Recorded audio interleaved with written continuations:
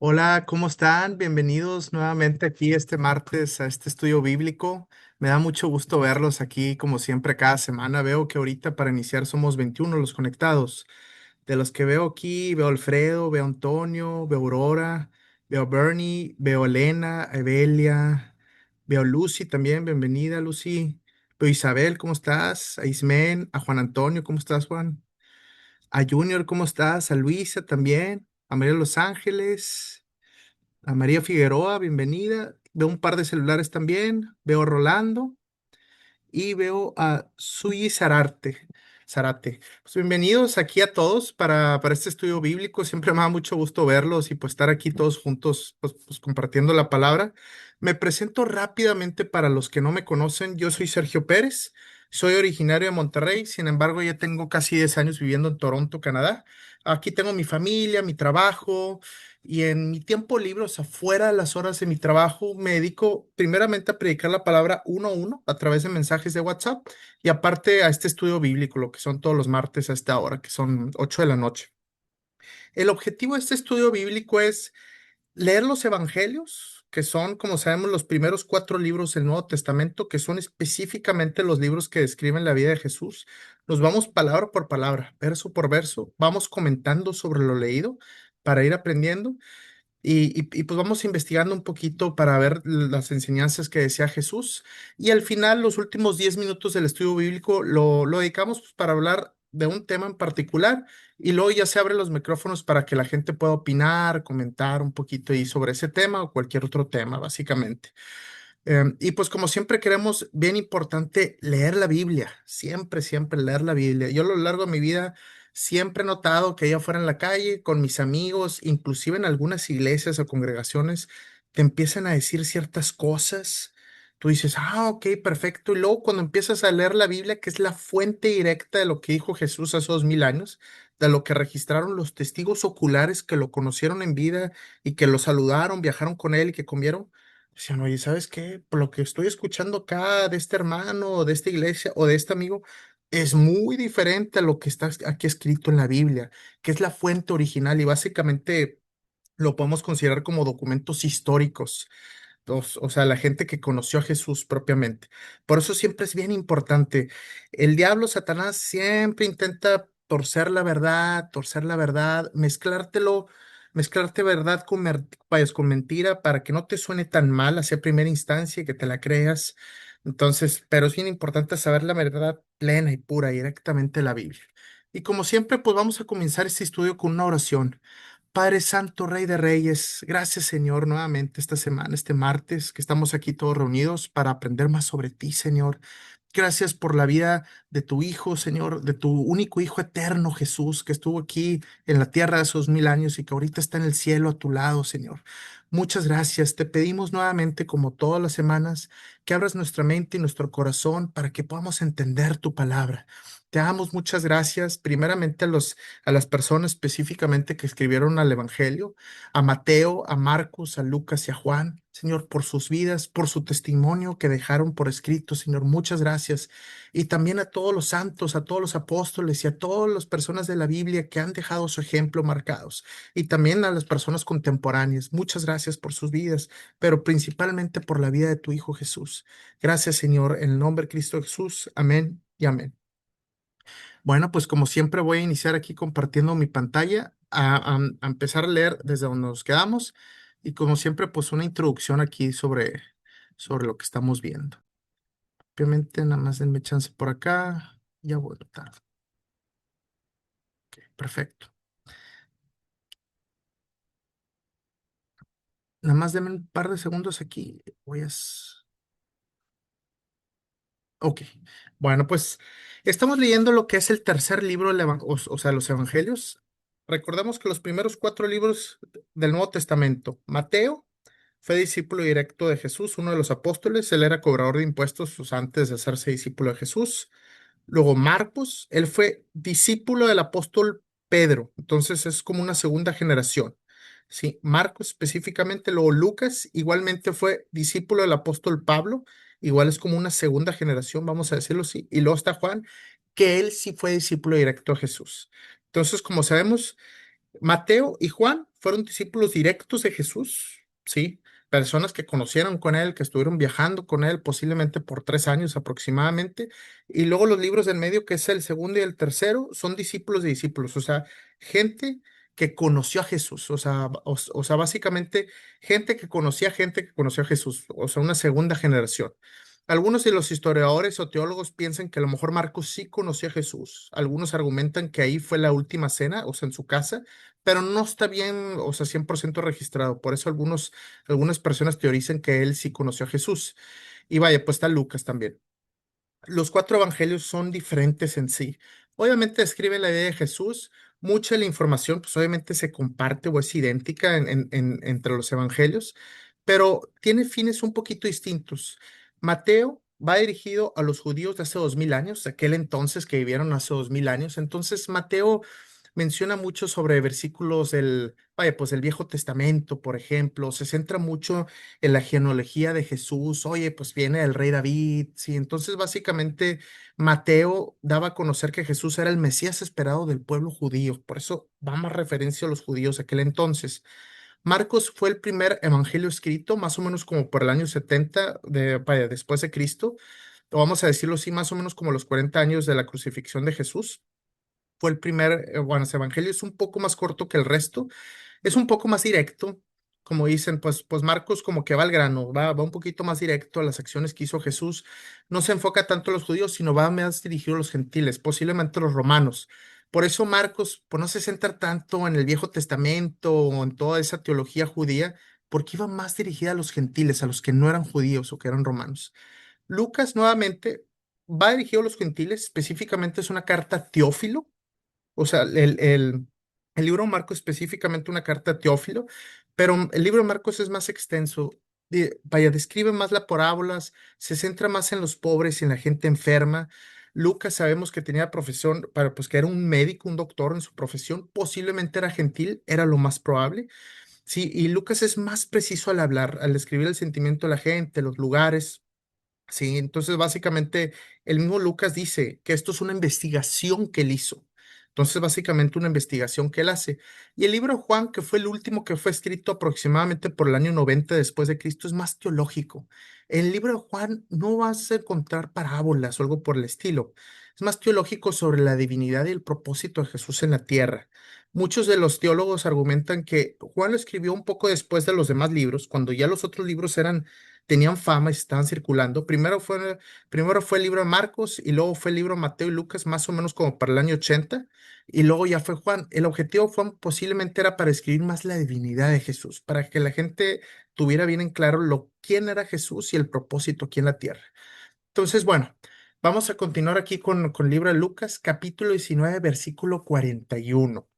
Entonces, ya sabemos que el ministerio de Jesús estuvo avanzando, él hizo varios milagros, resucitó una niña, por ejemplo, aquí en el libro de Lucas, una niña que ya estaba fallecida, básicamente la resucitó en su mismo sepelio, o sea, tipo ya cuando estaban en el funeral y todos los familiares llorando, ahí la resucitó, e hizo otros milagros también, curó muchos enfermos. Entonces vemos la última parte del ministerio de Jesús, básicamente cuando entra a Jerusalén, que era la ciudad principal ahí de esa zona. Él va entrando, eso fue un domingo, como le dicen el domingo de Ramos, donde lo recibe la gente ahí con ramos y le tiendan así ropa, así en el suelo, iba montado en un burrito, vaya, esa clásica escena, y que le decían, viva el rey, viva Dios, viva el rey, y vaya, pues lo estaban adorando. Una bienvenida muy diferente a su crucifixión posteriormente. Recordemos que había gente seguidora de Jesús, pero también gente que estaba en contra de Jesús, como los fariseos, que eran la persona religiosa, que lo rechazaban. Entonces vemos cómo Jesús entra a Jerusalén, así, vaya, esa entrada muy bonita, pero luego vamos a ver qué responde Jesús sobre Jerusalén propiamente.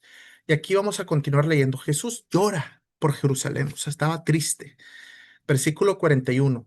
Al acercarse a Jerusalén, Jesús vio la ciudad delante de él y comenzó a llorar diciendo, ¿cómo quisiera que hoy tú, entre todos los pueblos, entendieras el ánimo de la paz? Pero ahora es demasiado tarde y la paz está oculta a tus ojos. No pasará mucho tiempo antes de que tus enemigos construyan murallas que te rodeen y te encierren por todos lados. Te aplastarán contra el suelo y a tus hijos contigo. tus enemigos no dejarán una sola piedra en su lugar, porque no reconociste cuando Dios te visitó. Entonces estamos viendo aquí cómo sí, cierta gente acepta a Jesús, así la bienvenida, pero obviamente sabemos que mucha gente lo va a rechazar, tanto así que lo terminan matando a los pocos días de esa entrada. Sabemos, o al mínimo, o sea, en la historia, los días más aceptables es que él entró un domingo, que es ese famoso domingo de Ramos, ¿sí? Fue crucificado lo que fue un viernes, ¿sí? O sea, un viernes, o sea, el jueves en la noche fue la última cena, ahí más o menos, vaya, pues la atrapa en la noche, vaya, pues el viernes es crucificado y es resucitado el domingo. Entonces, más o menos como para que tengan una idea de la cronología de esa última semana del ministerio de Jesús. Él entra a Jerusalén el domingo, la última cena es el jueves, es lo más aceptado. Lo capturan más o menos en algún punto de la noche, en la madrugada. Luego, vaya, pues el viernes es crucificado y es resucitado lo que es el domingo. Ojo aquí. ¿Por qué razón? Porque yo al principio estaba un poquito confundido. Decían, oye, si Jesús estuvo muerto 3 días, pues de viernes a domingo, pues son dos, ¿no? O sea, pues es sábado y domingo. Ojo que en el sistema judío se empezaba a partir del uno, no se empezaba a partir del celo como es nuestro sistema. Entonces, viernes es como si fuera un día, sábado segundo día y domingo es el tercer día.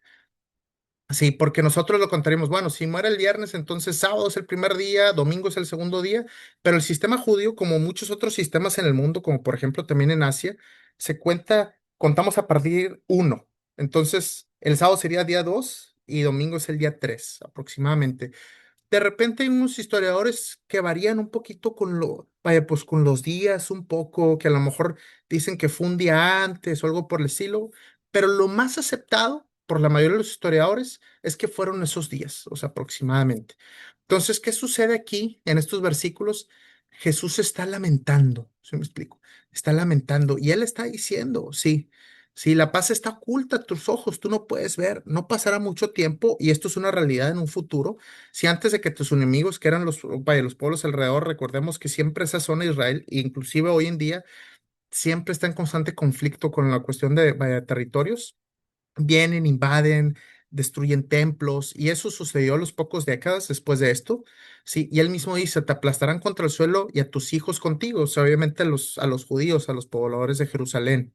Sí, entonces eso es lo que dice, tú no reconociste a Dios, sí, Jesús sabe que lo van a crucificar dentro de pocos días, sí, para los que lo van a rechazar y eso va a ser una de las consecuencias de esto en lo particular. Y luego Jesús despeja el templo, nada más tomo agua. Versículo 45. Luego Jesús entró en el templo y comenzó a echar a los que vendían animales para los sacrificios. Ojo, aquí. Llega al templo, o sea, el templo mayor, está la gente vendiendo animales para los sacrificios. Muchos eran, vaya, corderos, a veces eran palomas, que eran un poquito más económicos. Sí, les dijo, las escrituras declaran, mi templo será una casa de oración, pero ustedes lo han convertido en una cueva de ladrones. Sí. Entonces, aquí, ¿qué está diciendo? Sí, entra Jesús al templo, ahí el templo de Jerusalén. Ven que hay pura vendimia afuera, sí, pura vendimia, puros puestitos y la gente vendiendo animales y cambiando monedas, haciendo puro comercio, obviamente, aprovechando que era esa semana de Pascua, sí. Y Jesús se enoja, ¿por qué? Porque el templo de Dios es una casa de oración, es la casa de su Padre Celestial. Y las personas ahí lo estaban haciendo pues para sacar billete, para hacer negocio. Y esto lo vemos, que, ay, qué malas personas estaban haciendo negocio y vaya, pues aprovechando ahí, poniéndose cerca del templo para vender animales, el típico comerciante que se pone ahí cerca, pues para aprovechar ahí hacer un dinero. Ojo, que hoy en día todavía lo vemos, lastimosamente, todavía lo vemos. Si no pasa que de repente estamos cerca de alguna iglesia de esas grandes o así, y está la gente afuera vendiendo algunas imágenes o collares o algo por el estilo, aprovechando que la gente está ahí cerca de la iglesia o está intentando hacer alguna especie de negocio o algo por el estilo. Eso lo vemos hoy en día, pues yo lo veo en México, de repente voy caminando y él ahí toda la puerta te están vendiendo alguna imagen o un collarcito, una cuestión así de esas y todo. Hoy en día todavía están esos vendedores hacia afuera intentando hacer negocio, aprovecharse de que está la iglesia, la casa de oración, el templo de Dios y empiezan a hacer negocio. ¿Y cuántas veces hemos visto? Bueno, yo nunca lo he visto en persona, pero obviamente lo he escuchado, es una práctica muy común, que bueno, está bien, vamos a orar por ti, pero pues te cobro 100 pesos, ¿no? O de que no, pues, pues te ayudo con alguna cosa aquí en la iglesia, pero te voy a cobrar, ¿sí me explico? Entonces, todos esos tipos de cosas, sabemos que vaya, pues en tiempos pasados, y eso fue una cuestión de la reforma protestante, pues estaba la venta de indulgencias, tal cual. Donde vaya, la iglesia decía, pues si quieres ir al cielo, yo te vendo un pase, pero te cuesta como si fuera un boleto de concierto. Entonces, indulgencias y cosas por el estilo. Entonces, esas cosas que vemos hoy en día o así recientes, esas ya existían hace 2000 años y Jesús se enojaba con ellos porque era gente que se aprovechaba para sacar dinero. Ojo, aquí. Si de repente, oye, tú quieres ir a una tienda a comprar una Biblia, pues bueno, obviamente la Biblia, pues a lo mejor te va a costar algo, cuestiones así, ok. O si de repente tú, de tu propio corazón, sin que nadie te esté obligando, forzando, si tu propio corazón, tú quieres donar a tu iglesia, sí, porque sabes que la iglesia a lo mejor tiene algunos gastos, a lo mejor de limpieza, de mantenimiento, para organizar ciertas cosas, sí, sabemos que pues las iglesias son lugares grandes que a veces ocupan mantenimiento, o sonido, o hay algún tipo de gasto, y tú a tu propio corazón quieres ayudar, perfecto. Y Jesús nos manda vayas, a congregarnos y apoyarnos unos a otros, pero nada que sea así, tal cual negocio, ¿sí me explico? Tal cual negocio, obligarte a pagar o venderte ciertas cosas o cosas así por el estilo. Ujú. Sí, entonces siempre debemos de tener bien cuidado con eso. Muchos de los ateos siempre se quejan, es que las iglesias es puro negocio, el mejor negocio del mundo es inventar una religión nueva o es la religión, así todos los creyentes te van pagando. Sí, y pues vemos muchas cuestiones, tanto de padres católicos como pastores cristianos, y así casos que esos pues están bien documentados, gente que se hace multimillonaria con las iglesias.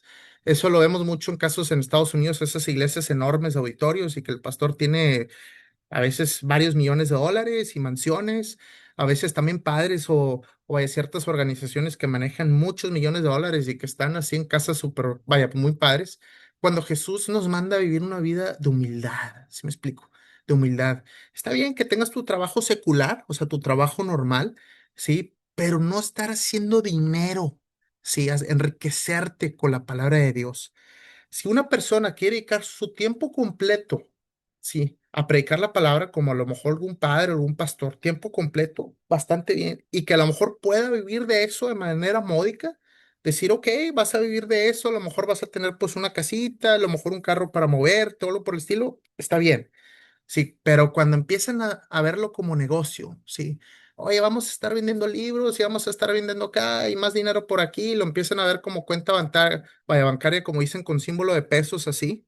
Sí, ahí es cuando empieza a haber un problema. Y Jesús mismo abarca ese problema que ya existía, como lo podemos ver hace 2000 años, ese tema de que la gente quiera enriquecerse a través de la iglesia. Y él mismo los echaba para afuera. Sí, vemos la vida del mismo Hijo de Dios, cómo vivió él. Él vivía así con muchas riquezas y opulencias, así. No, nació en un pesebre de la manera más pobre que nos podamos imaginar. Un lugar donde comían los animales, así donde comen los caballos y las vacas, así en ese pesebre. Imagínate un bebé ahí, sí. Hijo de un carpintero, sí, de las profesiones más humildes.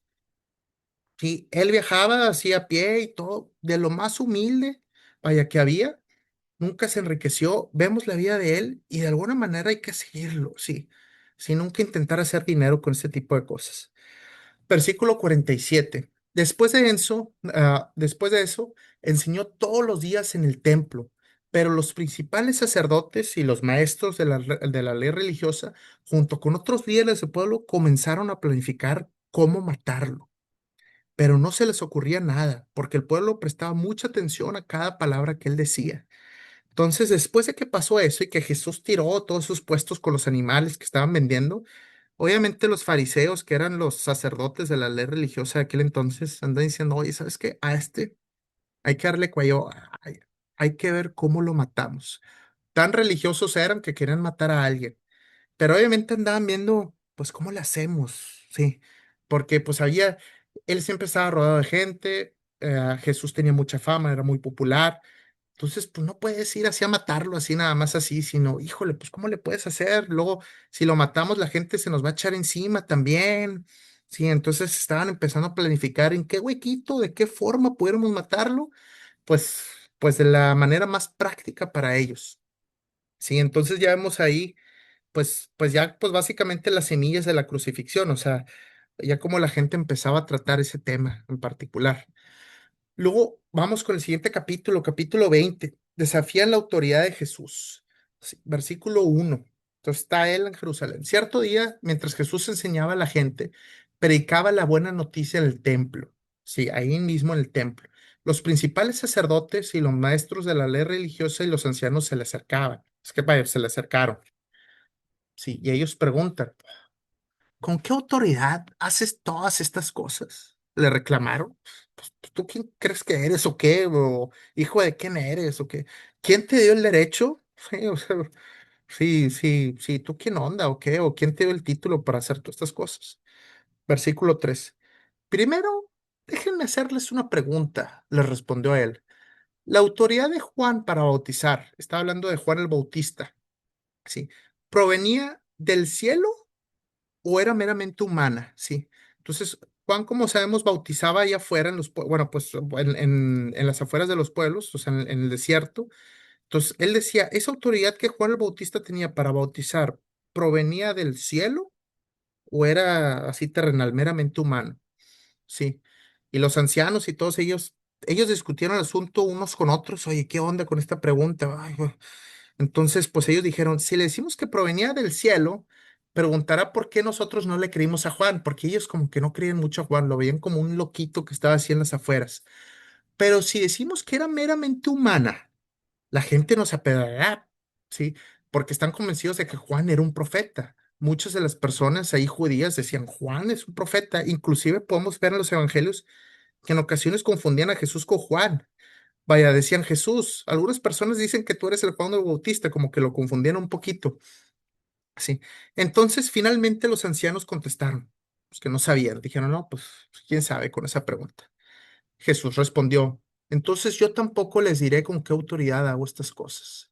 Entonces, básicamente aquí Jesús está diciendo, oye, esta autoridad que yo tengo, ¿tú sabes si viene del cielo o de la tierra? Le decía a los ancianos y los ancianos pues hicieron bolas y dijeron, no, ¿sabes qué? No, pues no sabemos. Entonces Jesús dice, pues yo tampoco te diré con qué autoridad lo digo. Es un reflejo de eso, es un reflejo de si alguien tiene el corazón endurecido, ¿sí? Y quiere preguntas, respuestas, pero tiene el corazón endurecido, Dios nunca le va a dar la respuesta. Sí, eso lo he visto, por ejemplo, así con gente conocida. Oye, pues si Dios existe, que caiga un rayo ahorita aquí, o que mueva este vaso, o que me quite el cáncer en este momento. Tienen el corazón endurecido esas personas. Están, pues básicamente, como se dice, retando la autoridad de Dios. Sí, con el corazón endurecido, pues si Dios existe, que caiga un rayo, o que se aparezca aquí, o que mueva algo. ¿Sí me explico?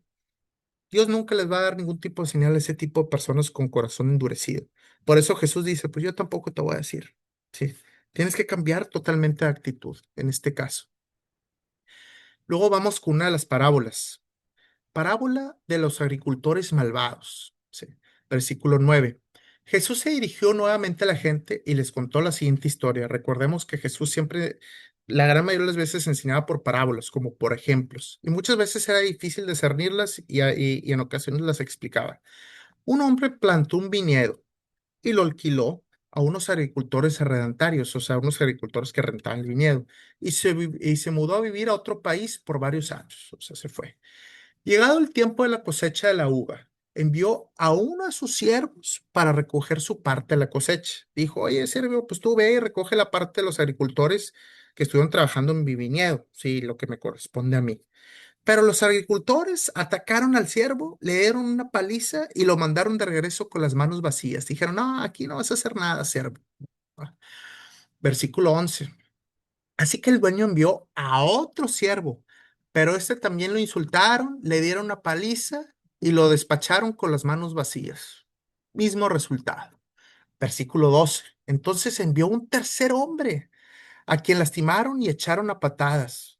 Entonces ya van tres siervos y en las tres ocasiones los bateaban y les daban de golpes y así. Versículo 13. ¿Qué haré? Se preguntó el dueño. Ya sé, ya sé. Enviaré a mi querido hijo, a su propia sangre. Sin duda, a él lo respetarán. Es mi hijo. Versículo 14. Sin embargo, Cuando los agricultores vieron al hijo, se dijeron unos a otros, aquí viene el heredero de esta propiedad. Sí, aquí viene el heredero, sí, el hijo del dueño, como dice la famosa frase. Matémoslo y nos quedamos con la propiedad. Sí. Entonces lo arrastraron fuera del viñedo y lo asesinaron. Afuera del viñedo lo mataron. Sigue aquí.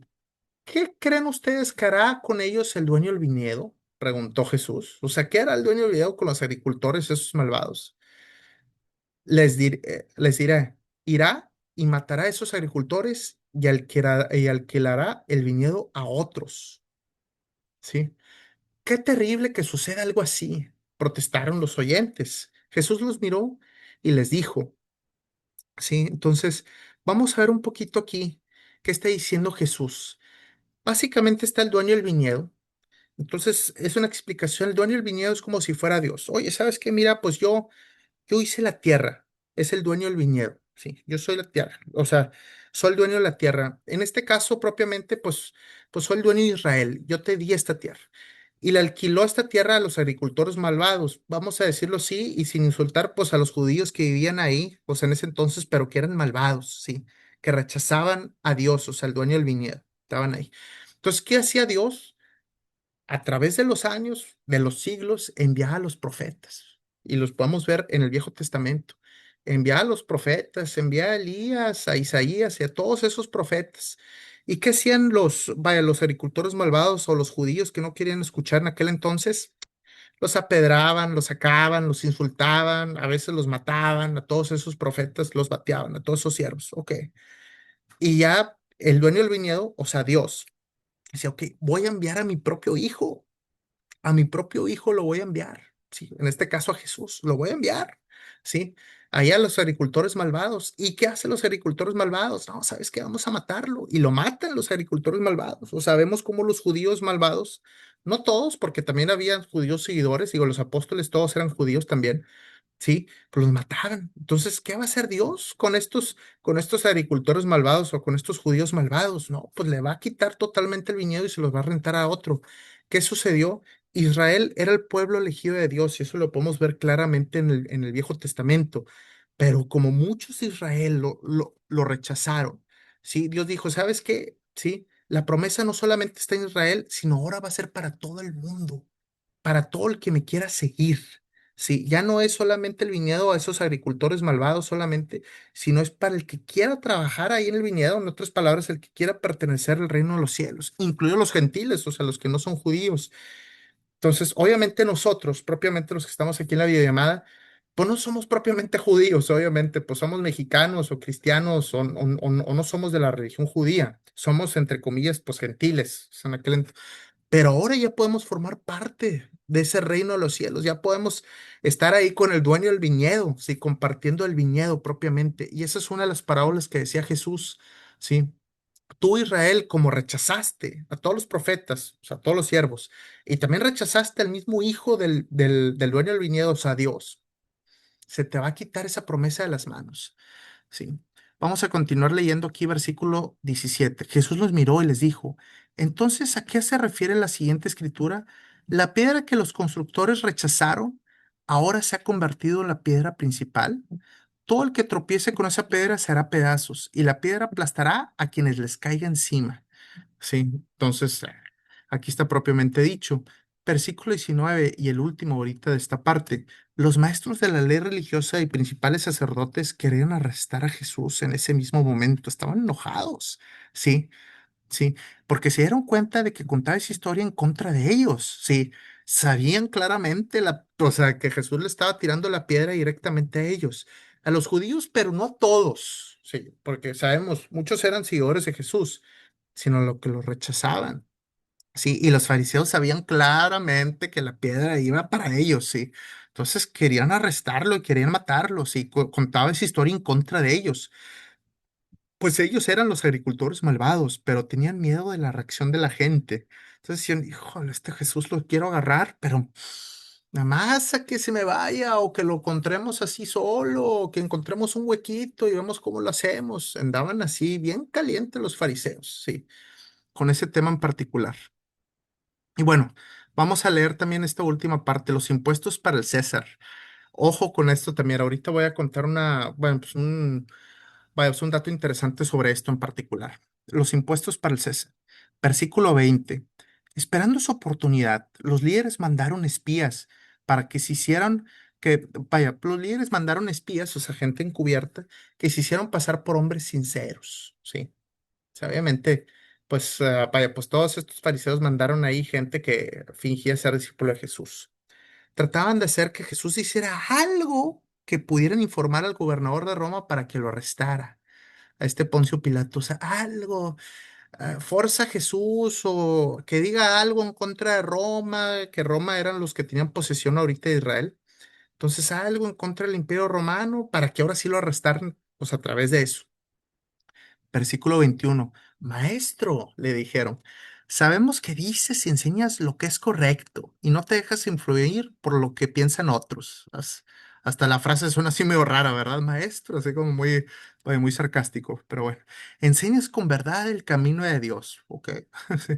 Ahora dinos, ¿es correcto que pagamos impuestos al César o no? Sí.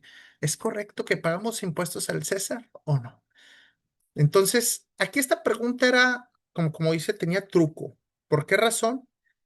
Porque dependiendo de la respuesta, era respuesta incorrecta dependiendo. Porque si dice Jesús, no, no, no, no, no, no, no hay que pagarle impuestos al César. Obviamente van a venir los soldados del Imperio Romano y van a empezar a decir, tú quieres levantarte contra el Imperio de César, quieres formar una rebelión y le van a arrestar. Entonces se decía a él, no pagues impuestos al César, pues obviamente los soldados romanos le iban a arrestar.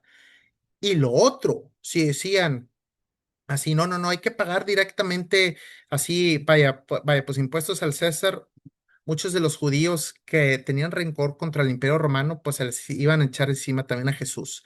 Entonces, por eso andaba viendo qué tipo de respuesta va a dar, ¿sí? Jesús se dio cuenta de la trampa, obviamente era una trampa, y dijo, muéstrame una moneda romana. Y le dieron bueno, es una moneda, posiblemente era un denario, sí, es una monedita. ¿A quién pertenecen la imagen y el título grabados en esta moneda? En esta moneda, o sea, ¿qué viene aquí en esta moneda? Al César, contestaron. Entonces tenía la cara del César así. Bien, dijo. Entonces den al César lo que pertenece al César y den a Dios lo que pertenece a Dios. Entonces él da esta respuesta inteligente. Den al César lo que es del César, pero den a Dios vaya, lo que es de Dios, sí. Así que no pudieron atraparlo por lo que, vaya, por lo que decía en público. O sea, como que no cayó en la trampa. En cambio, quedaron asombrados de su respuesta y se callaron. De alguna manera, bueno, Jesús de manera muy inteligente pudo sacarle la vuelta a esa respuesta.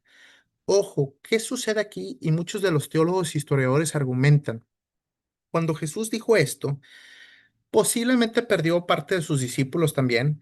¿Por qué razón? Muchos de los discípulos obviamente pues creían que él era el Mesías, pero los judíos tenían la idea del Mesías como un rey fuerte, sí, que iba a venir vaya, con capa y espada a liberar al pueblo judío del Imperio Romano, o sea, un rey que los iba a liberar, que iba a formar un ejército, un levantamiento y que por fin lo iban a liberar del Imperio Romano y que por fin ellos ya iban a, bueno, o sea, poder tener su tierra de vuelta.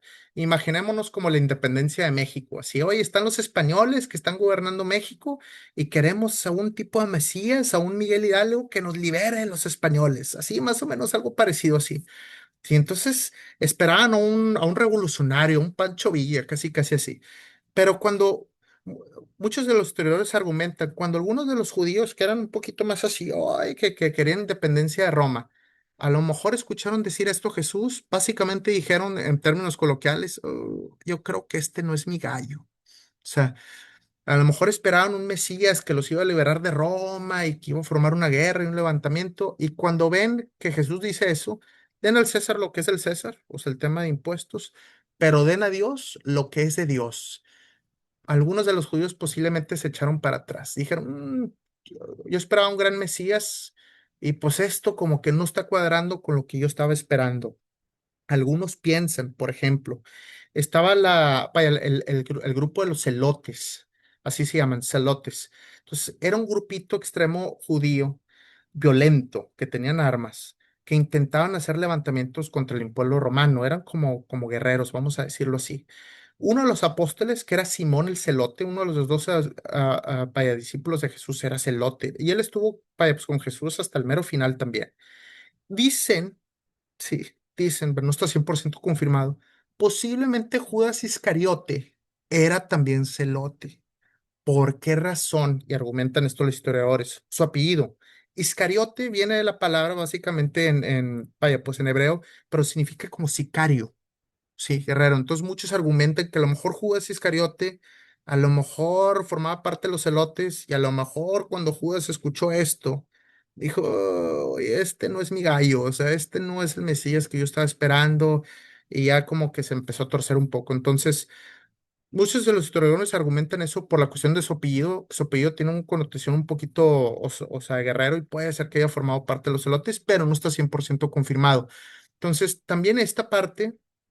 Sí, hubo un poco de cambio, o sea, en los seguidores de Jesús.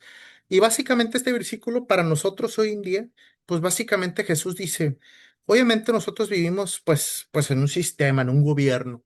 Sí, vaya, pues están en México, hay un gobierno que está gobernando y hay estados y hay ciudades, y hay municipios y todo eso. Entonces Jesús dice, ok, o sea, vas a vivir en la sociedad donde hay que aportar para la sociedad y hay que trabajar y hay que seguir las reglas de la sociedad, las reglas de tránsito y todas las demás reglas que existen, ¿sí? Inclusive también un poquito pues, para la parte de impuestos, estar cooperando para la sociedad y todo, porque pues obviamente vivimos en una comunidad, ¿sí? Dice, ok, tienes que vivir en la sociedad, pero, sí, muy importante, lo que es de Dios, que es tu alma, tu corazón, ¿sí?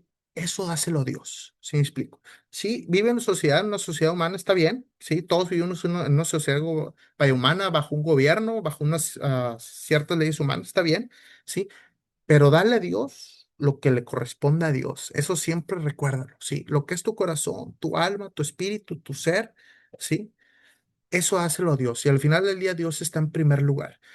Y bueno, aquí vamos a parar en esta cuestión para el estudio bíblico, lo que es el capítulo 20 versículo 26. Básicamente esto aprendimos un poquito aquí sobre, vaya, pues sobre el tema de Lucas. Vemos, o sea, en resumen, cómo Jesús, pues básicamente lloró por Jerusalén. Sí, vemos cómo los fariseos querían matar a Jesús. Vemos cómo él también se rebeló ante las personas que estaban haciendo negocio con la iglesia. ¿Cuántas historias hemos escuchado de, o sea, personas que hacen eso propiamente? Y pues vemos aquí también cómo usan, bueno, es esa connotación del denario, que era vaya, pues, la moneda romana, para intentar capturar a Jesús. ¿Y cuál fue la respuesta que dio? Las posibles consecuencias que hubo según los historiadores. Ujú. Entonces, para que tenga una idea de lo que ha estado pasando un poquito. Sí, entonces aquí propiamente, pues voy a parar aquí lo que es la lectura y vamos a continuar la próxima semana en el próximo versículo. Y ahora, pues, vaya, veo que somos 33 los conectados.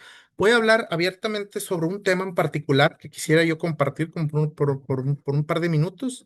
Y luego ya al final voy a abrir los micrófonos para que ustedes puedan opinar, básicamente.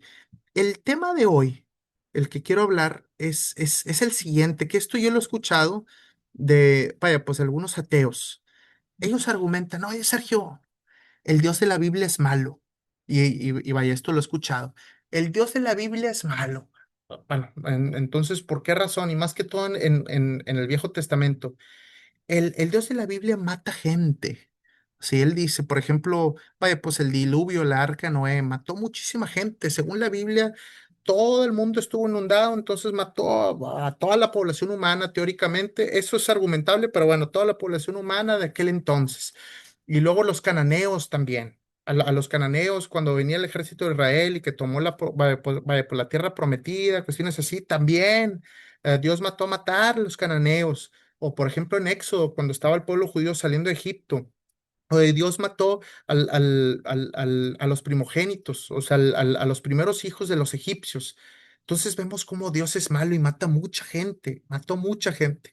Entonces, vamos a ver un poquito la respuesta a esa típica pregunta de los ateos, que dice, el Dios de la Biblia es malo porque mata gente, así tal cual. Y vaya, pues gente en números de miles, vamos a argumentarlo así. ¿Qué sucede aquí con esta explicación? El primer punto es esto. Vamos a recordar, Dios es santo y justo, sí. Dios es justo, no cruel sin razón, sí. Siempre que suceden cosas así en la Biblia, hay cierta justificación, vaya, muy clara y muy válida. Los ateos dicen eso porque no leyeron realmente la Biblia, la justificación detrás. ¿Qué sucede? La Biblia enseña que Dios no actúa por capricho, sí, nada más actúa nada más, sino actúa como juez justo frente al pecado y la corrupción humana, ¿sí? O sea, él actúa como juez ante el pecado. Aquí dice, Génesis, capítulo 6 versículo 5. El Señor vio la magnitud de la maldad humana en la tierra y que todo lo que la gente pensaba e imaginaba era siempre y totalmente malo. Esto pues fue antes del diluvio. Vio cómo había muchísima maldad en el mundo. Entonces vemos cómo Dios es un Dios santo, pero justo también ante el pecado. El diluvio no fue un acto arbitrario, así, ay, déjame, voy, hago que llueva y matamos a todos y ni modos. No, sino fue un juicio contra una humanidad totalmente corrompida. Ok, sí. Ahora, el segundo punto. Dios primero advierte y tiene paciencia. No creas que nada más llega un día y arrasa así como si nada. Oye, pues me hubieras avisado. No. Sí, antes del juicio, Dios da oportunidades para arrepentirse. Sí, no creas que llega así de sorpresa un día y mata a todos. No, sobre los cananeos propiamente. En Génesis capítulo 15 versículo 16. Después de 4 generaciones, tus descendientes regresarán aquí a esta tierra porque los pecados de los amorreos todavía no meritan su destrucción. Sí, Dios esperó siglos antes de juzgar pues, a Canaán. Dicen específicamente alrededor de 400 años. No actuó impulsivamente, hubo paciencia y oportunidad para cambiar. Recordemos que ese pueblo de Canaán hacían orgías, vaya, quemaban a sus recién nacidos ahí bueno, al dios Molo, que era una estatua así de hierro, y vaya, los ponían adentro a los bebés y los quemaban así, vaya, pues en adoración a ese dios, vaya, Molo, que era vaya, es un pueblo totalmente maligno. Y Dios dio aproximadamente unos 400 años para que cambiaran, hasta que nunca cambiaron, y ahora sí entraron, vaya, pues el ejército de Israel. Punto número 3. Dios también juzga a su propio pueblo. No creas que nada más, o sea, tipo a los demás pueblos, pero Israel no lo toca. No, claro que también toca a Israel. Dios no tiene favoritismos. Israel también fue castigado cuando pecó. Por ejemplo, en Deuteronomio capítulo 9 versículo 4. No pienses, el Señor nos dio esta tierra porque somos buenos. No, es debido a la perversidad de las otras naciones que Él les quita de tu paso. Dios no odiaba solo a ciertos pueblos, Él juzga el pecado en todas las naciones, incluso Israel, y eso lo vemos ahí claramente en el Viejo Testamento. Sí. Y ya por último punto, Jesús revela el corazón definitivo de Dios, justicia y amor, o sea, ambas cosas. La máxima revelación de Dios no es el juicio, sino la cruz. En el libro de Juan, capítulo 3 versículo 16, pues Dios amó tanto al mundo que dio a su único bueno, hijo en sacrificio. El mismo Dios que juzga el mal también ofrece salvación, ¿sí? En Jesús vemos que Dios no disfruta destruir realmente, quiere rescatar, quiere salvarnos. Sí, Dios es justo, pero también es misericordioso. Entonces, esto es uno de los puntos que quiero abarcar cuando mencionan que el Dios de la Biblia es malo y específicamente se refieren al Viejo Testamento. Ahora voy a entrar con ciertos puntos teológicos. Muchos dicen, bueno, ¿y los niños que eran inocentes? Sí, vaya, te paso que el pueblo en Génesis era malvado en la época de Noé, o los cananeos, los adultos eran malvados, pero un niño de 5 años, pues qué malicia pudiera tener. Ojo que hay ciertas cosas que no logramos entender. Por un lado, vemos cómo vivimos en un mundo de consecuencias de nuestros antepasados. Hoy en día, por ejemplo, tú vas a Estados Unidos y dices que eres mexicano y vas a sufrir de racismo y tú te vas a preguntar, oye, pero pues yo no he hecho nada malo. Sí, yo no he hecho nada malo, yo sigo las reglas, sí, pero tus antepasados, sí, que fueron a Estados Unidos, hicieron ciertas cosas y ahora vas a sufrir tu racismo. Inclusive vemos, por ejemplo, cuestiones positivas. Por ejemplo, nuestros antepasados a lo mejor fundaron o una iglesia cerca de tu ciudad, bueno, pues una universidad cerca de tu ciudad, por ejemplo. Y dices, oye, yo puedo ir bueno, a la universidad, prepararme, pero no fue algo que yo construí o yo hice, fueron los antepasados que hicieron y que ahora yo disfruto de las consecuencias de ellos, positivas, obviamente. Entonces, vivimos, vaya, pues en un mundo de consecuencias de nuestros antepasados. Dos, obviamente no sabemos el futuro de estos niños. Por ejemplo, a lo mejor Dios dijo, ¿sabes qué? A estos niños ya los quiero traer al cielo nuevamente. No quiero que crezcan adultos. ¿Por qué razón? Puede ser que si estos niños hubieran crecido a que tuvieran 20, 30, 40 años, hubieran sido personas malignas. Entonces, a lo mejor Dios opta, ¿sabes qué? Pues prefiero mejor ya traérmelos, sí, ahorita, a que crezcan y que se conviertan en personas malignas. ¿Pudo haber sido esa situación? Obviamente no lo sabemos.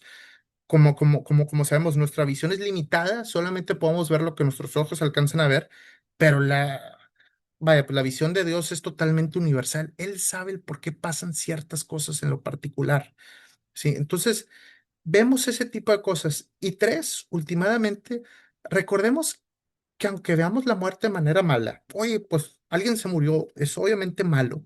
Sí, en términos divinos o espirituales, realmente no es malo, ¿sí? Últimamente todos vamos a morir en algún punto, ¿sí? Si creemos en Jesús y hacemos su voluntad, vamos a tener una vida eterna a su lado. Y teóricamente hablando, lo que mejor nos puede pasar espiritualmente hablando es morir y estar con Él eternamente en el cielo. Es lo que teóricamente o objetivamente hablando es lo mejor que nos pudiera pasar. Sí. Entonces, a lo mejor lo que nosotros estamos viendo como malo, sí. Oye, este niño no se te murió, esto es algo malo. Espiritualmente hablando, dices, bueno, lo estás viendo desde tu punto de vista humano, carnal, en este mundo. Ves una muerte carnal, pero no ves todo el contexto espiritual, no ves ese niño gozarse al lado de Jesús eternamente en ese lado, viviendo una vida de lo que nosotros nos pudiéramos imaginar. No estamos viendo eso, o sea, todo ese contexto espiritual. Y cabe recalcar que hay un contexto espiritual para eso. Entonces, eso es uno de los puntos que yo quisiera abarcar. Y ahora pues voy a abrir los micrófonos. Yo sé que este tema es un tema un poquito así como específico, pero pues ya si quieren hablar de este tema o cualquier otro tema en particular, ahora sí, pues ya ustedes pueden levantar la mano. Veo, Yasmín, que tienes la mano levantada. No sé si quieres comentar algo. Ahorita creo que ya puedes habilitar tu micrófono. Y Muchas vaya, gracias, muy pues. buenas noches. Ujú. Hola, Buenas Yasmín. noches. Buenas noches. Bueno, pues antes que todo, muchas gracias por abrir eh, este escenario para Ujú. que las personas como yo, que, Sí. bueno, yo me considero ignorante en cuanto a Ujú. todo lo que tiene que ver con la Biblia, Sí. y qué bueno que inició con esa pregunta, Ujú. aclarándola, porque yo era una de las personas que no me gustaba leer el Antiguo Testamento porque me daba miedo. Vale. ¿Pero por qué me daba Ujú. miedo? Porque no lo entendía. Y Sí, sí, es, sí. em, y pues es pues de valientes decir, pues no lo entendía, o sea, era ignorante yo. Ujú. Entonces me da muchísimo gusto que en este momento en que usted se haya tomado el tiempo de poder Ujú. hacer esta reunión Sí. y poder aclararme en mí, que yo sí le soy sincera, yo le agradezco muchísimo que me haya abierto el panorama ahorita, Ujú. porque a mí me daba miedo, le vuelvo y le repito, me daba miedo leer el Antiguo Testamento, y eso lo evitaba. Más bien Ujú. yo leía como el Evangelio Ujú. explicado por los cuatro apóstoles, Sí. pero me daba Sí, miedo. sí. Entonces yo le agradezco muchísimo y le agradezco también que pues se tome esta hora para enseñarnos, que sí, yo soy Ujú. muy ignorante en cuanto a la Biblia, pero Sí. espero aprender mucho de usted. Era nada más ese mi comentario. Muchas gracias, Sergio. Ah, porque muchas gracias, Yasmina, ahí por tus comentarios. Sí, definitivamente el Viejo Testamento son libros difíciles. Yo también las primeras veces que los leí también, o sea, pues batallé con las lecturas. Pero bueno, ya después que fui pues aprendiendo un poquito más el Nuevo Testamento, tienen unas historias increíbles, enseñanzas, y te vas a dar cuenta que mucho pues del Viejo Testamento, perdón, el Viejo Testamento apunta a Jesús últimamente. Pero sí, bueno, es así es. O sea, el Viejo Testamento es difícil de leer. Ahorita, bueno, veo un Samsung con la mano levantada, pero Rolando me levantó la mano ahorita. Entonces vamos con Rolando primero. No, no sé, Rolando, Sí, si quieras hablar. Sí. sí, ¿qué tal? Buenas noches, hermanos. Qué gran Hola, bendición y qué gran uso ha puesto el Señor en usted, pastor Ángeles. o Gracias. hermano, en Ujú. mostrarnos su palabra, sobre todo expositivamente. Yo quiero hacer Ujú. un comentario sobre el tema de ahorita, de ese Ujú. concepto que tiene inclusive mucha gente en la actualidad hoy día de la maldad del Señor, Sí. así lo consideran. Pero Ujú. pues es por el corazón endurecido, como usted lo mencionó hace rato.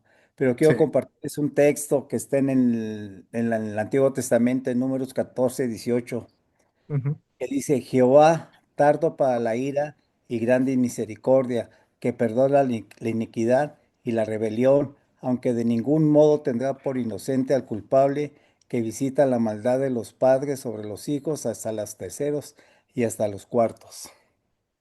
Mm, mm, mm. Es, Muy buen versículo.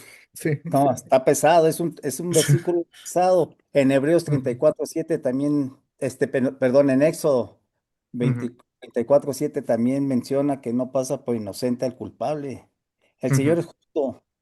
Sí. Y quizá nosotros en esa santidad, en esa santificación, tenemos que aprender la justicia del Señor, porque Jesucristo nos justificó, pero no por justo, sino por su misericordia, por su amor, por su gracia que ha dado en nosotros. Ujú, Pero sí es un aprendizaje que, como dice también Filipenses 1:6, que Él ha comenzado la obra en cada uno de nosotros, en el cual hemos creído en Él, y le ujú. da perfeccionando de día en día hasta ese día de la venida del Señor Jesucristo. Sí. El Señor tiene un propósito para cada uno de nosotros y lo principal es que tengamos conocimiento de Él. En Oseas lo mencionó muy claro en el Antiguo Testamento también, cuando dice que ese pueblo se perdió por falta de conocimiento. Ujú, Y el conocimiento a veces nos trae una ignorancia de ante ese Dios soberano, porque es un Dios ujú. soberano, es un Sí. Dios que no comparte su gloria con nadie. Sí. Y hay que animarnos en cada momento en su palabra, aunque su palabra nos siga siendo ajustes en cada uno de nosotros, pero con Ujú, el propósito divino de esa salvación que por medio de su Hijo Jesucristo nos vino a dar. sí. Ese es mi comentario, hermano. Amén. Oye, muchas gracias, Rolando, aquí pues, por tus comentarios y los versículos bien acertados para este tema en lo particular. Muchas gracias aquí por compartir aquí esta Gracias. enseñanza. Y luego, bueno, veo aquí nada más para levantar un Samsung, no sé si quieres opinar. Yo sí me escuchan. Sí, sí, Pues no, sí. que me escuchan. Mi nombre es Carlos. Y ese punto que Ujú, usted tocó es un punto, pues tiene que estudiar y muchas personas tenemos que estar conscientes sí. que yo no estoy hablando en contra de ninguna escritura, porque yo he hablado, también he hablado con gente de judía, pero cuando me refiero a judía, muchos creen Ujú, que cuando hablan de judío, se refieren al ujú, pueblo de Israel. Eso es mentira. El Israel que está ahorita en la actualidad, allá en el Medio Oriente, ese no es ujú, Israel. ujú, Suplantan ese nombre. ¿Por qué? Porque sabemos que las escrituras dicen que el Israel de las sagradas escrituras del Antiguo Testamento estaba conformada por 12 tribus. Se le sí, llama judíos a los de la tribu nomás de Judá, solo es una tribu. Pero el sí, punto que eso usted sí. está diciendo, que, Ujú, que por qué, ¿cómo se llama? Lo que usted mencionó de último, aparte cuando terminó de leer las escrituras, que por qué dicen que ah, que Dios es malo. Dios no es Ujú, malo, porque se ujú, recuerden cuando Él creó a la humanidad. Es importante aprender el griego, el hebreo y el arameo, que fueron las escrituras en que se escribió, pero nos han dado copias, copias, copias, copias, y nos guste o no, desgraciadamente el Vaticano ha manipulado la Biblia la tiene manipulada, y han puesto cosas que en los originales no existen, pero si el Padre creó Adán y Eva, nacieron los hijos de Adán y Eva, asesinó a uno.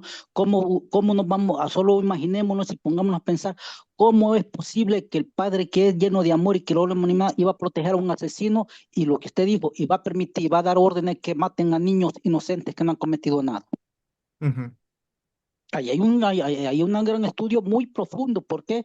sí, Porque el mismo Mesías, nuestro Cristo, cuando vino, dijo, yo vine a buscar y a salvar lo que se había perdido. Acuérdese que este mundo, este planeta que nosotros estamos, lo que vino a hacer el Mesías es a invadir, llamémoslo así, para que tengamos conocimiento del planeta Tierra. ¿Por ujú, qué? Porque él dijo, yo vine a buscar y a salvar lo que se había perdido. Si no lo podemos ver cuando en la tentación de Cristo, ¿qué le dijo Satanás? Todo este reino te daré si postrado me adoras. La ujú, escritura no dice que lo negó.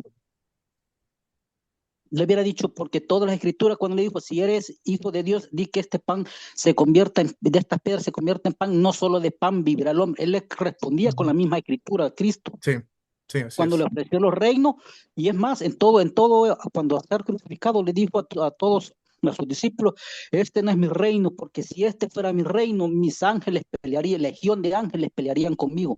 Él mismo lo Ujú. confesó, todavía dijo, viene el príncipe de este mundo. Y Sí, ahí hay muchos estudios muy profundos que nosotros creemos que solo de Adán y Eva existe la humanidad. No, aquí existe una creación aparte que traen ADN de demonios. La maldición que dio en el huerto del Edén, dijo, tendré en enemistad la simiente. ¿Cuál era la simiente? Los hijos ujú, de Adán y Eva y de Lucifer, porque los nefelines, ¿de dónde nacieron esa gente? ¿Por qué se fue ese diluvio?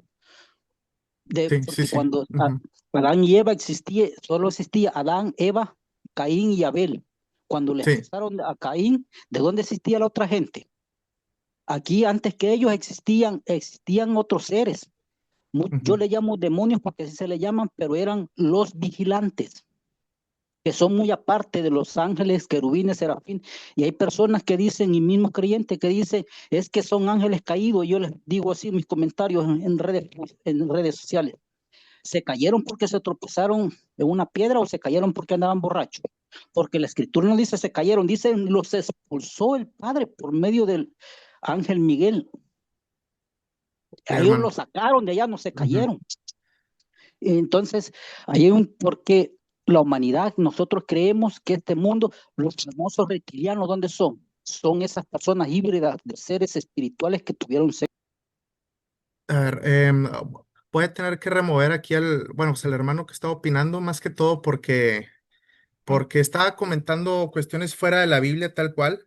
Sé que habla del libro de Enoch, pero es un libro, bueno, apócrifo, am, que fue escrito cientos de años después de la vida de Jesús, donde mencionan ese tipo de teorías, o sea, el tipo, vaya, pero está bien validado que no lo escribió Enoch, que fue el bisabuelo de Noé. Obviamente, vaya, pues Enoch vivió como 2000 años, no, creo que más, 2000 años antes de Jesús. Entonces, él se refiere a un libro apócrifo que existe, que se escribió cientos de años después de Jesús y trae eso. Él posiblemente no lo sepa. Entonces, por esa razón, vaya, pues no está válido ese libro y no está incluido en la Biblia, que es el libro de Enoch propiamente. Am, Como comento, en aquel entonces, en la época antigua, habían ciertos libros apócrifos que salían, como por ejemplo el Evangelio de Pedro, el Evangelio de María Magdalena, el Evangelio de Judas, el Evangelio de Tomás, el de Felipe y muchos otros, que fueron libros que los manuscritos se encontraron cientos de años después, aproximadamente 200 años después de Jesús. Obviamente no fueron escritos por Pedro, por María Magdalena y por ellos, sino más que todos los autores escribían libros así fantásticos y le ponían el autor de alguien famoso, por ejemplo, Pedro, para que agarrara vuelo. Pero obviamente era un libro que no lo escribió Pedro propiamente. Entonces también hay que tener cuidado con lo que nosotros escuchamos, sí, fuera de la Biblia, porque muchas veces pensamos que es verdad, sí, pensamos que es verdad, pero últimamente investigas y dices, ah, pues con razón batieron el libro. ¿Por qué razón? Porque fue escrito 300 años después de Jesús. Obviamente no fue escrito por Pedro, obviamente no fue escrito por Enoch. Entonces también hay que ver qué es válido, qué no es válido. Ahora, el otro tema que comentó aquí el hermano decía, Em, muchas veces la Biblia que tenemos son traducciones de hebreo, de griego y que fue siendo modificada. Eso es totalmente equivocado y está 100% confirmado. De los manuscritos más antiguos que nosotros históricamente como humanidad hemos encontrado, a las pocas décadas de la resurrección de Jesús se han encontrado vaya, manuscritos nuevos, por ejemplo, escritos en los años, en el año 70 después de Cristo. Estamos hablando a las 4 décadas de que él resucitó. Comparan ese manuscrito escrito en griego con la Biblia que tenemos hoy en día. La similitud es impresionante. Es muy idéntico a esos manuscritos antiguos que se van encontrando, o sea, vaya, o sea, arqueológicamente, así en cuevas, por ejemplo. Y dicen, ¿sabes qué? La Biblia que tenemos hoy en día es muy, muy, muy parecida a este manuscrito antiguo que hemos encontrado. Entonces, también hay que ver por qué razón en la calle escuchamos muchas veces cuestiones como esas. Oye, esa Biblia que tienes está totalmente adulterada porque han pasado muchos siglos y no sé qué. Investiga dónde están los manuscritos, vaya, pues antiguos, en qué museos, en qué bibliotecas y cómo se comparan con la Biblia que tenemos hoy en día. Dicen los historiadores y los teólogos, mientras más pasa el tiempo, más nos vamos acercando a los manuscritos originales. ¿Por qué razón? Vamos encontrando a lo largo de la historia manuscritos antiguos, ¿sí? Y nos vamos pareciendo más a lo que los autores originalmente escribieron. Y las versiones que tenemos de la Biblia hoy en día se van pareciendo más a las versiones auténticas que se escribieron. Es totalmente lo contrario. Pero bueno, em, voy a dejar aquí, no sé si alguien más quiere opinar sobre esto o cualquier otro tema. Solamente lo hago así porque yo sé que es un estudio bíblico abierto, muchas veces van a haber opiniones, pero comento nuevamente, es gente que no valida realmente las fuentes, que nada más ve por internet o ve por las noticias, pero no validan propiamente o no estudian propiamente de dónde viene esa fuente de información. Y si es válida, históricamente válida o no es válida. Ujú. Pero bueno. Yo, Ah, hola Junior. Ujú. ¿qué tal? Buenas noches. Bien, todo bien. Excelente, hermano. Pues sí, mire, básicamente hablando de lo que comentaba esta persona, sí, Sí, lastimosamente hay mucha gente que se mete mucho en la teología y sí. entonces tienden a confundir muchas cosas, ¿no? Hablan de libros que en realidad no vienen, como tú lo has mencionado, ¿no? Nos vamos a basar Ujú. en la Biblia. Y sí, Sí. hay muchas versiones de ciertas Biblias. Ujú. Pero si nos apegamos a lo que de verdad dice la palabra, pues no tiene nada que ver, ¿no? Yo he Sí. conocido mucha gente que dice, yo soy cristiana y yo esto y yo el otro, y todos ciertamente cambian la versión, ¿no? Sí, Pero al sí, final sí. del día, Biblia solamente es una. Y sí, hay Ujú. mucha gente que tiende a confundir a las personas. No, es que a mí me dijeron esto y yo digo, no, pases en la Biblia, lo que la Biblia le diga, esa es la palabra Sí. de Dios, eso es lo verídico. Ujú. Entonces sí, cuando empezó a hablar yo sí dije, híjole, estamos ahí como que Sí. un poquito perdidos, pero bueno, ¿no? Al final del Ujú. día, cuestión de enfoques, pero sí, sí, no hay que confundirnos, ¿no? Tú te estás Sí, sí, sí. basando y lo estás poniendo en la pantalla porque lo estás Sí, leyendo de la palabra y sí, eso es ley. Entonces sí. sí, solamente saludar, agradecer tu tiempo, agradecer tu esfuerzo y pues aquí estamos. Ujú. Bendiciones para todos. Gracias, Junior. Sí, así es. Y fíjate que yo, pues, por lo mismo, para continuar estudiando, yo leí todos esos libros apócrifos. Yo leí los tres libros de Enoch y leí todos los evangelios apócrifos y falsos, así. Yo nada más, pues, de conocimiento, pues, para saber qué decían. Y sí, estaban totalmente, pues, un poquito fuera de la realidad y fuera de lo que tenemos registrado históricamente de lo que fue Jesús. Pintan a un Jesús bien diferente todos esos libros, o sea, en general. Por eso siempre, como yo comento al principio del estudio bíblico, afuera en la calle, con tus amigos y así, vas a escuchar un montón de cosas, de teorías, así, pero la cosa es investigar, ok, todas esas teorías o todo ese ruido que hay, ¿cuál es la verdad? Pero con palabras mayúsculas, e investigar de dónde vienen esas teorías, ¿son válidas históricamente? Y ahí es donde muchas de esas teorías se caen por completo. Y bueno, vamos a dejar bueno, pues aquí veo dos personas más para que comenten y vamos a concluir primeramente con Alfredo, que ya tenía tiempo con la mano levantada. No sé si puedas comentar, Alfredo. Gracias por darme la Sí, oportunidad de comentar. Sí, sí, nada más el comentario que puedo hacer sobre la persona que estaba diciendo sobre los Nephilim ujú, y todo eso. sí, Yo considero, de hecho, cuando fue el canon, todos los libros fueron quitados porque obviamente no fueron la inspiración de Dios, entonces fueron removidos, ¿no? De lo que viene ujú, siendo los originales. Y lo que trae ese libro, pues realmente es cómo nacieron los gigantes, justamente, sí, que fueron los ángeles caídos ujú, que se metieron con las hijas de ujú, los hombres, y de ahí nació esa raza diferente, que se sí, llaman Nephilim. ujú, Y esos Nephilim, pues lo que vinieron a hacer fueron a comerse todo lo que había aquí de comida, y ya cuando ya no ah, había sí, sí, comida, empezaron a comer los ujú, humanos. Bueno, o sea, que no está la historia. Entonces, cuando se hace un comentario es porque se tiene razón sobre el tema, pero pues cuando no se sí, tiene, pues se me hace que no está bien que sean comentarios que nada más porque lo escuché, me dijeron, pues no tiene validez, ujú, porque he escuchado muchas cosas y hay muchas religiones, hay muchas sectas y todo lo que vienen ahí en la calle. ujú, Pero como usted dice, para decir eso es verdad, debo de buscar realmente la verdad. Y sí, cómo sí, sí, debo buscar? Usted ha estudiado, usted se ve que está estudiado, entonces ya sabe del tema. ujú, Entonces, si ujú, nosotros queremos opinar en algo, debo de estudiar sobre el tema. Digo, ok, Bueno, entonces Ujú, conozco este libro y los libros que otros están mencionando, pues todos esos no están en la Biblia porque fueron descartados. Cuando hizo el canon, ujú. justamente, ahí descartaron todos los libros que no están en la Biblia y solamente Sí, quedaron los que deberían de estar y son los que nos sirven ahora. Y la palabra sí. de Dios, pues, dice la Biblia que no quedará, no se cambiará, pues, Ujú, tal cual es, ¿no? Así debe de ser. Sí, sí, bueno, es mi humilde opinión, ¿eh? Nada más. Y pues qué sí. bueno, está viendo el Ujú. grupo. Sí, sí, gracias, Gracias por... Alfredo, ahí por tus Sí, comentarios. Y pues sí, justamente todos esos libros fueron descartados con justa razón. Digo, si algún día alguien los quiere leer, pues ahí está en internet. Y fueron descartados porque, oye, ¿sabes qué? Pues los autores de estos libros no son los originales, fueron cientos de años escritos después. El mensaje es muy diferente al que dice en la Biblia con los demás vaya, libros originales. Entonces, si te topas un libro así random, vamos a decirlo así, ¿es la verdad o no es la verdad? Pues obviamente, no, pues este libro no es verdadero. Sí, este libro no lo escribió Naco, pues no es verdadero. ¿Se me explico? Pero bueno, y ya por último vamos a dejar a que Juan Antonio hable. No sé, Juan Antonio, si quieres comentar algo.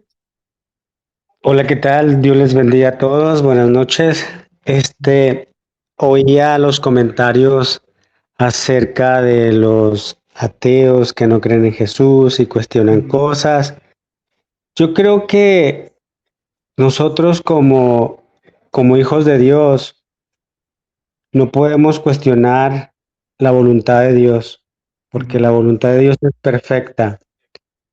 Entonces, yo más que nada, en opinión propia, creo que he aprendido a que no ir más allá de lo que tengo que saber nada más. ujú, Sí, no cuestionar más cosas. O sea, el leer la Biblia, estudiar la Biblia, pues quieres conocer a Dios, pues lee la Biblia, ujú. sí. Pero yo creo que a Dios no podemos cuestionarle ninguna decisión que Él toma, que Él hace, porque al fin de cuentas somos creación y Ujú, Él nos crea, Él nos creó y lo que Él haga con nosotros pues se respeta y no se cuestiona, ¿sí? ujú. Entonces, como hijos de Dios tenemos que aceptar la voluntad de Él, Sí. ¿sí? Entonces, miraba, miraba que realmente es importante primero reconocer que pues Él es nuestro Dios, Él es nuestro Padre, nuestro Creador, y las cosas que Él hace con la humanidad, pues yo creo que en su perfecta voluntad, pues hay alguna razón, algún motivo, ¿no? Ujú, Entonces, muchas de las veces creo yo que queremos ir más a fondo, sí, cuando realmente pues nos debemos de bastar nada más con lo que Dios determina. sí. Y yo creo que me viene a la memoria, con esto cierro, me viene a la memoria un versículo que no recuerdo, que dice que del Viejo Testamento dice, y todas estas cosas las he escrito para testimonio de ustedes. Ujú, Entonces, todos los libros del Antiguo Testamento, todos los acontecimientos, solamente vienen siendo testimonio de lo que pasó. ujú, Y por gloria a Dios que nosotros estamos ahora sí que en otro tiempo, ¿verdad? ujú. Y tenemos que, ahora sí que cuando mataron a los niños, los pueblos, la mejor enseñanza es de que hey, el que guardarnos para el Señor, Sí. porque recordemos que es un Dios amoroso, un Dios que ama, pero también recordemos que es un Dios de fuego consumidor. O Sí. sea, Dios es amor, pero también recordemos que es un Dios, ¿verdad? Justo. Ujú, Entonces, va a corregir a quien tenga que corregir, nación, pueblo, persona, quien tenga que corregir Dios, porque Él es Dios. Y al final de cuentas, nosotros nada más somos creación de Él y lo que Él decida, eso va a pasar. ujú. Entonces, yo lo creo así. en vez de cuestionar si está bien o está mal, pues mejor quedarme en el pensamiento de decir es mi Dios y mi Dios sabe hacer las cosas. Amén, hermano. Gracias por compartir. Sí, totalmente. Sí, sí, sí. Dios es el que gobierna y el que sabe el por qué y pues hay que confiar en él, últimamente. Claro. Ujú, Recordemos que me llevaba al pasaje de Jonás cuando ujú, se sentó debajo de la higuera y le reprochó porque la secó. Dios le dijo, ujú, hey, pero ¿por qué te enojas? Si yo la hice, tú no la regaste, tú no la plantaste. ujú. Entonces Dios nos creó y Él va a hacer lo que tenga que hacer con la humanidad, ¿verdad? Así es. Ujú, Entonces, Dios me les bendiga y pues yo lo creo así, ¿verdad? sí. Gracias, Juan Antonio, ahí por compartir. Sí. Ujú. Ok, perfecto. Pues vamos a terminar aquí lo que es el estudio bíblico con una oración. Nos vemos igual el próximo martes a la misma hora. Vamos a continuar desde donde nos quedamos. Y bueno, pues vamos aquí a orar. Padre Santo, gracias Señor. Gracias nuevamente este martes por el estudio bíblico. Gracias por estas lecciones en el libro de Lucas, Señor. Por la cuestión de la vendimia en el pueblo, Señor, para que nos quede claro cómo manejarnos en tu casa, que es la iglesia, Señor. También por todas las demás enseñanzas que nos dio Jesús cuando Él estaba aquí con vida, Señor. Y también recordar que las cosas que pasan es porque tú quieres que pasen y debemos de confiar en ti y en tu divino plan, Señor. Sabemos que nuestra inteligencia, nuestra comprensión es limitada últimamente, pero nosotros podemos confiar en ti, que eres nuestro Padre Celestial y el creador del universo, dueño de la creación, Señor. Y últimamente recordar que debemos de confiar en la Biblia, Señor, que va a haber mucha información afuera que no es válida, Señor, y esto justificadamente no es válida, Señor. Entonces, siempre sentarnos bien en la Biblia, que es la fuente de información correcta y verdadera, Señor, porque afuera va a haber mucho ruido en las calles. Gracias. En el nombre de Cristo Jesús, amén y amén. Bueno, pues gracias a todos aquí por conectarse. Nos vemos el próximo martes. Que tengan un bonito resto de semana y que se diviertan. Bye, Isabel. Diego, que Bye, Dios le Juan bendiga. Antonio. Bye, Alfredo. Hasta la próxima. Gracias. Sí, hasta Bendiciones. luego. Bye, Lucy. Dios le Bendiciones. Bye, bendiga. Luisa. Dios le bendiga. Bye, bye. Bye, Carmen. Bye, bye. Hasta la próxima semana. Dios le bendiga a todos. Bye, Rolando. Bye, bye. Amén. Bendiciones. Bye, Lucy.